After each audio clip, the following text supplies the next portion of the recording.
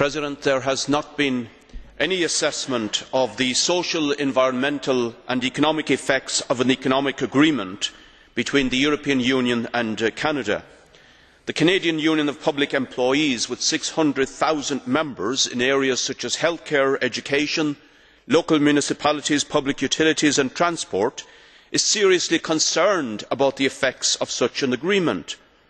The National Union of Public and General Employees, with 340,000 members in Canada in the public and private sectors, is equally concerned, as is the Public Service Alliance of Canada with 165,000 members. These workers are concerned because they understand that such an agreement will be implemented primarily in the economic interests of big business in both Canada and in the European Union, and not primarily in the interests of working people or of social justice.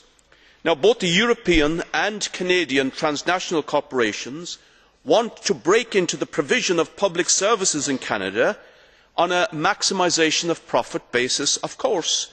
They see an EU-Canada agreement as a vehicle to force extensive privatisation in areas like public transport, water provision and electricity.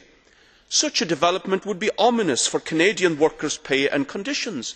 It could be the beginning of a race to the bottom in exactly the same way as we have seen in Europe, where the EU Commission itself endorses the rights of private companies providing services to exploit workers, as proven when the Commission took the Luxembourg state to court for wanting migrant service workers to be given the same protection as Luxembourgeois workers. Now, Canadian water is a particular target of the water multinationals. Some EU-based multinationals previously wreaked havoc in countries such as Bolivia with water privatisation, and their baleful influence is already being felt in Canada. Happily, ordinary people in Canada are prepared to fight to protect their public water provision. They will need to be vigilant.